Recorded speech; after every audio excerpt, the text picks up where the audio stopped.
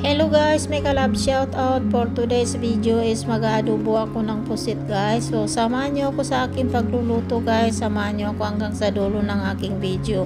So ayan guys, ang lalaki ng napakaganda ng kumikinang-kinang pa yung pusit.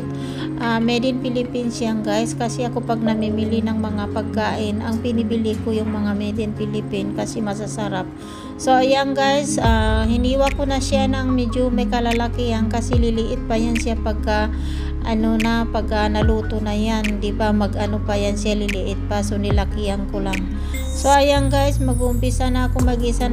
Naglagay na ako ng bawang, so hintayin ko na lang ng maging golden yung bawang para ilagay ko yung sibuyas. So samahan nyo ako guys sa aking pagluluto at samahan nyo ako hanggang sa dulo ng aking video. So ayan guys, medyo brown na yung bawang, so mayat maya ilalagay ko na rin yung nilagay ko na yung sibuyas. Ang ginamit kong sibuyas guys, yung maliliit na sibuyas, kasi yun yung mabangong sibuyas. Dahil yung sibuyas na malalaki ay wala, matubig pa yung guys, pero walang amoy siya, hindi siya nakakatanggal ng lansa. Pero yan yung maliit na sibuyas na made in Philippines din guys. Yang bawang at saka sibuyas made in Philippines, kasi basta namimili ako guys, ang binibili ko talaga yung may tatak na made in Philippines. So yan, naglagay na ako ng luya guys. Luya, native din yung luya, so napakabango guys. Ayan, naamoy ko na ang bango ng luya kasi native na luya yan. May mga luya dito guys, ang lalaki, parang ng kalalaki ng braso, pero wala talagang amoy. Ganon din ang mga bawang nila, sibuyas nila, ang lalaki pero walang amoy. Hindi tulad sa atin na mababango yung mga natin, sibuyas, bawang. So yan, nilagay ko na yung pusit guys at igigisa ko na siya. Ayan, pulang-pula pa yung guys, yung pusit. Maganda talaga yung pusit. Ayan, naglagay na ako ng guys, paminta. Ayan, so medyo dinamihan ko ng paminta para para umalansa man siya, para matanggal yung lansa. So yan guys, tuloy-tuloy lang ako sa paggisa ng aking adobong pusit. So tingnan na lang natin guys kung ano mangyayari mamaya sa adobong pusit, kung iyan ba'y iitim o iyan ba'y maputla. Ayan ba'y adobong maputla. So yan, naglagay ako ng sili guys, siling labuyo yan. So nilalagyan ko ng manghang, di naman siya masyado manghang, konti lang. So ayan na siya guys, hindi hindi ko pa nalagyan ng mga toyo. So mayat maya guys, maglalagay tayo ng patis toyo. So hintayin na lang natin na medyo maano yung tubig niya, kasi nagtutubig siya guys. So ayan guys, patis, fish sauce, maglalagay ako ng patis para hindi na ako maglagay ng asin mamaya, kasi bawal sa akin yung asin na marami. So tama na yung patis kasi maalat din yung patis na yan. So ayan na siya guys, maglagay naman ako servers 1 na toyo. So ayan, para ayos yung ating adobo. So ayan guys, okay lang kahit anong lasa dahil kami lang naman ang kumakain dito. So ayan, toyo pa rin yan. Basta nilagyan ko na lang guys ng maraming mga toyo, Maggi toyo yata yan, para sasarap. So ayan, toyo pa rin yan siya guys. Soy sauce, yan, 3 klaseng nilagay ko guys. So hindi ko alam kung anong lasa yung mamaya, tikman ko lang mamaya. So ayan guys, bakit siya maputla pa rin? Ayan, maitim-itim na. Pero itong pusit na ito guys, talagang siya, kahit nalagyan mo ng maraming toyo, talagang hirap siya umitim. Iba itong pusit na ito. May alam ko na bakit hindi nangitim guys. Tinanggal ko yung itim, di ba? Meron yan siyang itim. So yan, naglagay ako konting vinegar guys. Di ba guys, yung tawag nito doon sa tiyan niya, pag nilininis mo, meron doon pag nabuksan siya, ang daming itim, ang hirap tanggalin.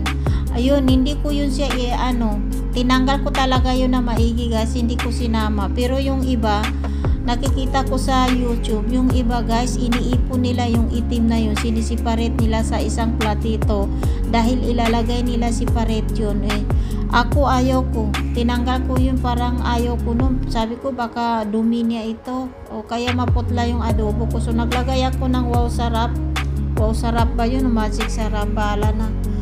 Ayan guys, so medyo maitim, tama naman yung kulay niya, kawag naman yung sobrang itim. Yung kasi nakakaitim doon guys, hindi ko sinama yun dahil hindi ko type yun. Yung iba kasi gusto nila yun, inaalagaan yun na hindi matapon at kasi once na naano siya, nabuksan yun, sobrang itim. Pag nasa kamay, hirap tanggalin sa kamay. Kaya hindi ko na kinuha yun siya at tinapong ko na yun. Pati yung mga laman-laman niya, tinapong ko na. Yung iba hindi tinatanggal yung mga laman-laman guys. Walang tinatanggal. Ang tinatanggal lang nila yung parang rubber siya na matulis. So ayan guys, naluluto na yung aking niluluto na adobong pusit. So tama-tama lang yung kulay niya guys, katamtaman lang, hindi naman siya maitim at hindi naman maputi, pero may pagka guys, maputla yata ng konti. So yan guys, white rice at kakain na ako. Ayan, kain tayo Team Solid Liquid Team, kain tayo. Centric Channel, mega love shout out sa'yo at maraming salamat sa suporta. Pasensya na kayo guys kung hindi ako nakakasabay ngayon dahil na sobrang busy namin at galing kami ng hospital kanina.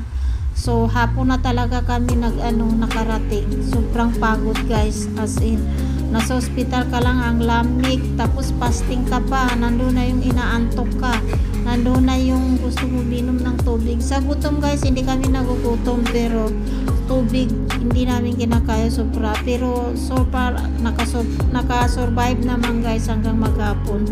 So ayan guys, pasensya na pag hindi ako nakasabay at babawi talaga ako sa makikita nyo ako magla-live chat pagka after ng Ramadan, kasi ngayon grabe busy talaga ako sa nagkasabay pa yung salitan kami ng hospital ngayon ng asawa ko, isang araw ako, isang araw rin siya.